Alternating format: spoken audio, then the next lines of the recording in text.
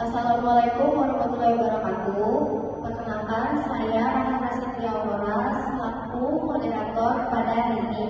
Dan perkenalkan teman saya yang pertama ada Sonia Amalia, Alia Hermanda, Aisyah, Diana Dalia, Anissa Ramadhani, dan Jelina Wayuni. Di sini kami akan membahas tentang penyelesaian sengketa minyak kelapa sawit antara Indonesia dengan Uni Eropa melalui Dispute Settlement Body World Trade Organization.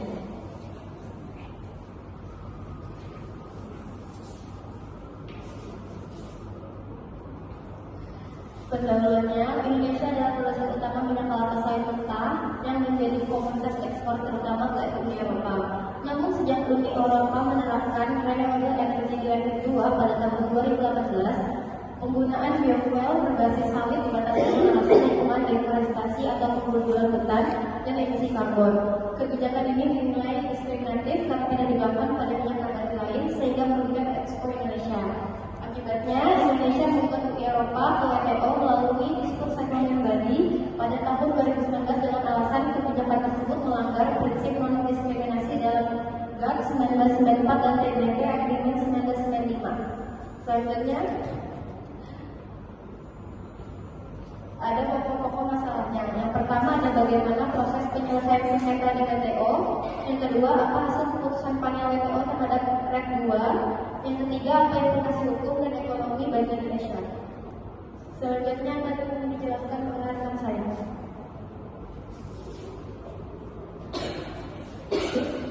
Selanjutnya, bagaimana proses penyelesaian sengketa di WTO. Proses penyelesaian sengketa di WTO dilakukan beberapa tahapan.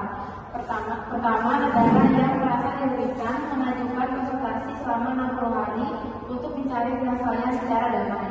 Jika tidak tercapai kesepakatan, Dispute Settlement Body membentuk panel yang terdiri dari ahli independen untuk menilai fakta dan hukum yang dipersengketakan.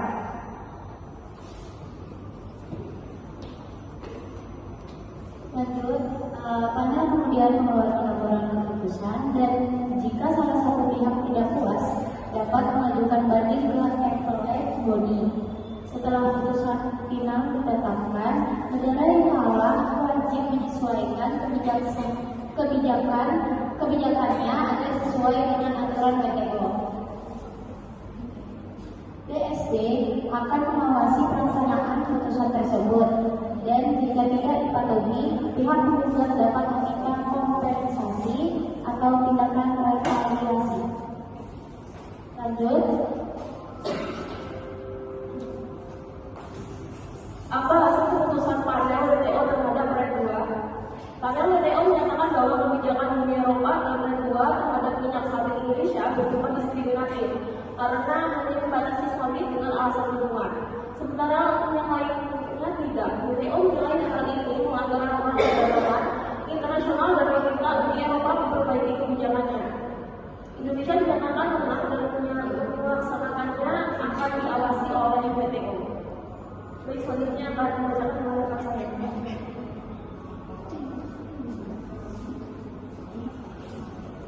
selanjutnya apa implikasi hukum dan ekonomi bagi Indonesia? Dari aspek hukum, kemenangan Indonesia di WTO membuktikan bahwa negara berkembang juga mampu mempertahankan haknya dan menentang kebijakan yang bersifat diskriminatif. Meskipun begitu, Indonesia tetap harus memastikan bahwa produksi kelapa sawitnya sesuai dengan standar keberlanjutan internasional agar masalah serupa tidak terulang. Sementara dari sisi ekonomi, keputusan ini meningkatkan kepercayaan pasar dunia terhadap produk sawit Indonesia, memperluas peluang ekspor, dan memperkuat posisi Indonesia dalam bernegosiasi dengan Uni Eropa.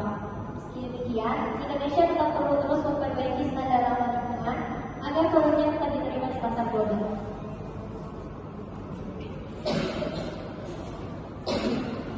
Baik, di sini saya melanjutkan materi perdagangan hukum. Dalam kasus ini, WTO lewat Dispute Settlement Body berperan menegakkan aturan perdagangan internasional. Awalnya Indonesia dan Uni Eropa melakukan konsultasi untuk menyelesaikan sengketa secara damai namun gagal. Akhirnya dibentuk panel ahli independen untuk menilai apakah kebijakan REC 2 melanggar perjanjian WTO seperti GATT 1994 dan TBT Agreement 1995. Hasilnya, panel menilai kebijakan Uni Eropa diskriminatif karena membatasi sawit pada 3 minyak lain seperti represent dan bunga matahari. Uni Eropa diminta menyesuaikan kebijakan agar sesuai aturan WTO, dan ISP mengawasi pelaksanaannya jika Uni Eropa tidak mematuhi Indonesia. Melihat Indonesia berhak membentuk kompensasi atau retaliasi. WTO memiliki mekanisme penyelesaian sengketa yang meliputi tahap konsultasi, pembentukan panel, laporan panel, dan pengawasan implementasi. Panel dibentuk pada 29 Juli 2020 untuk menilai apakah kebijakan Uni Eropa melanggar perjanjian perdagangan internasional seperti General Agreement on Tariffs and Trade atau GATT 1994 dan Technical Barriers to Trade atau TBT Agreement 1995. Panel WTO kemudian menemukan bahwa sebagian tindakan Uni Eropa melanggar prinsip non-diskriminasi. Yang pertama, memberikan perlakuan berbeda terhadap produk sejenis dan negara lain. Kedua, panel merekomendasikan agar Uni Eropa menyesuaikan kebijakan agar sejalan dengan aturan WTO.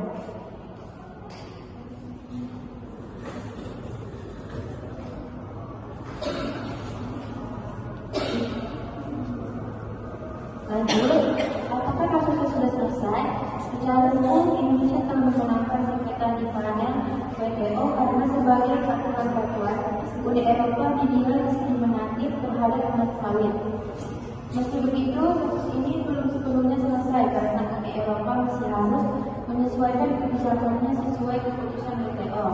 Kemenangan ini menunjukkan bahwa negara berkembang seperti Indonesia mampu memanfaatkan mekanisme WTO untuk menentang kebijakan perdagangan yang tidak adil, sekaligus memperkuat posisi Indonesia dalam negosiasi internasional dan menegaskan pentingnya menjaga standar keberlanjutan agar sawit tetap diterima di pasar global.